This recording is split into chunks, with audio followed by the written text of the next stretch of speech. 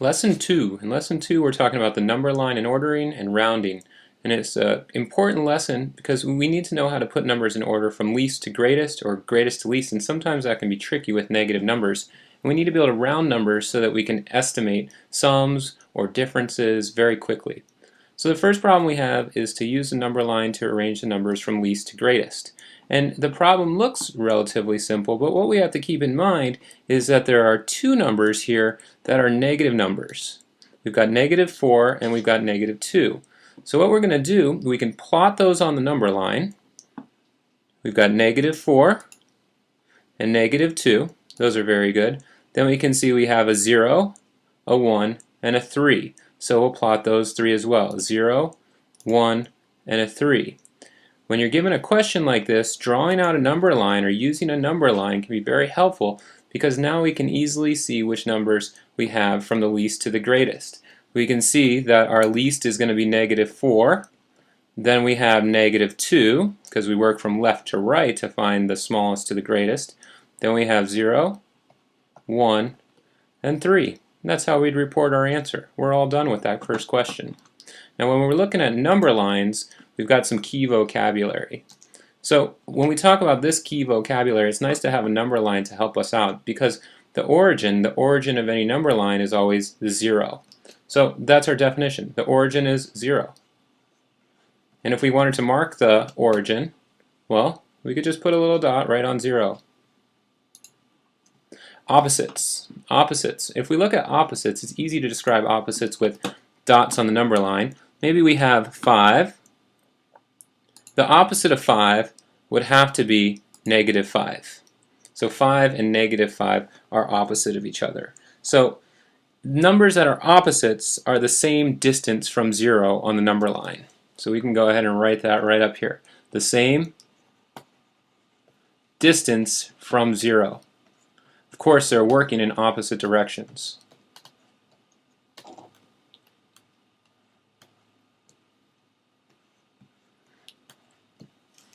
Then integers. Well, every tick on this number line is an integer.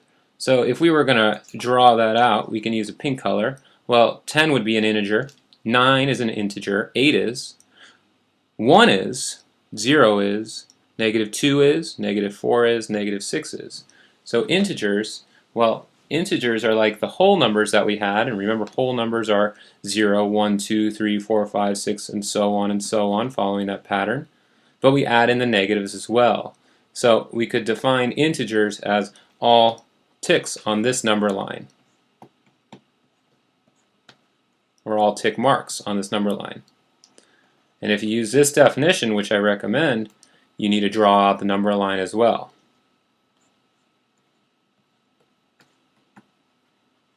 Now that brings up an interesting point, because if we look at something like, we'll take our orange color, if we look at a number like -9.5, it's between -9 and -10. Is that an integer? No, that's not an integer because it's not a tick mark on this line. So an integer has to be a whole, but it could be negative as well.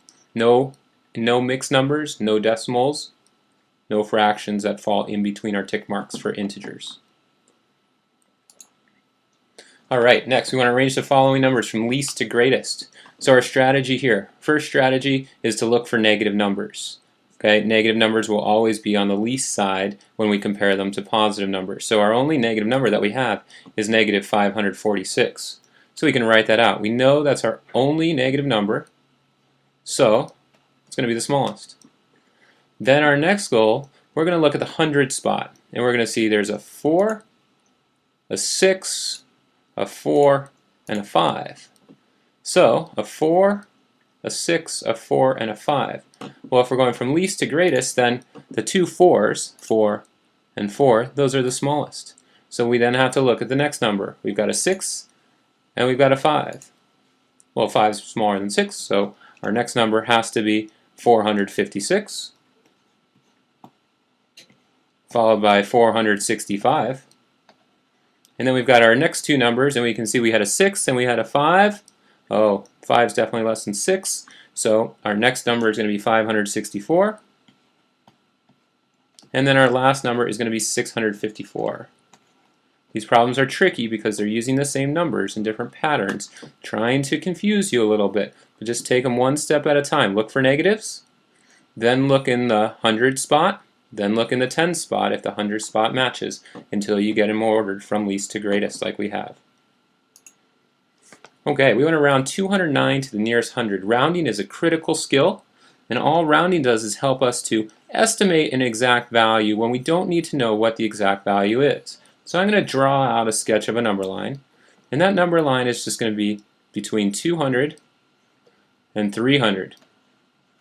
We want to round it to the nearest 100. What we're doing with 209 is figuring out, is it going to be closer to 200 or closer to 300?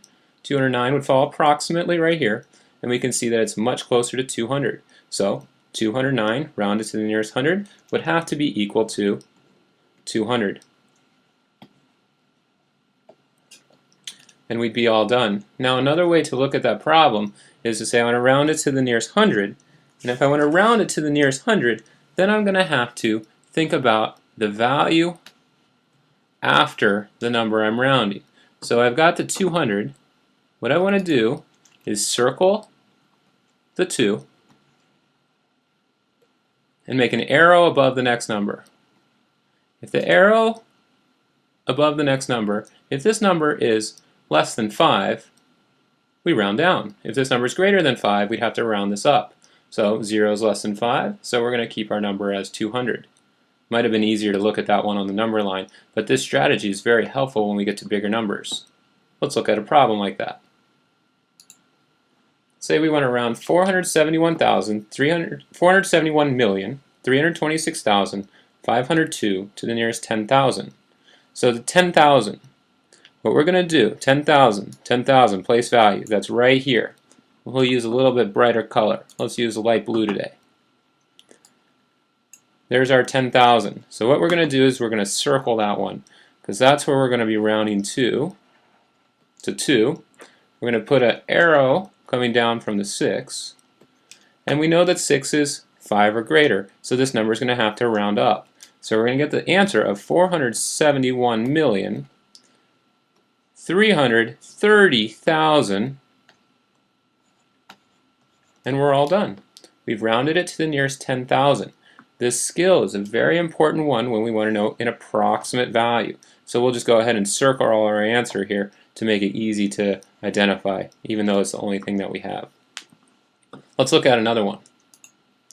Let's say we want to round 83, and let's look. Oh, what is this? We've got ones, tens, hundreds, thousands, you say them, 10,000s, 100,000s, millions, 10 millions, 100 millions, billions, 10 billions. So we've got 83,752,914,625 to the nearest 10 million. So here was the ones, here was the thousands, here was the millions. We can skip around if we understand these. To the nearest 10 million. So 10 million is going to have to be right here. So what we're going to do, we're going to look at this number. We can go ahead and we can circle it. We've got a 2 next to it. We're going to put the arrow down, and we're going to say, well, 2, that's less than 5, so we're going to round this down. Rounding down means the number stays the same. So we get an answer of 83,750,000,000, and then everything else turns into a 0 because we're rounding down. If you wanted to, you could draw out a number line and you could look at this. You could say, is this closer to 83,750,000,000, or is it closer to 83,760,000,000? And if we looked at it that way, let's draw out that number line. Still getting used to the pen, please excuse that. We've got the two numbers, 83,750,000,000 right here. And then our next point on the number line, that's going to be 83,760,000,000. We have to figure out which one this is going to be closer to. Well, let's plot the point. If we plot the point, 83 billion, excuse me, 752,914,625. It's going to fall about right here, okay, because it's closer to 83,750,000,000 than it is to 83,760,000,000. This is just another way to solve. We can see it's much closer to this number, so that's going to be our answer. That's our lesson for today.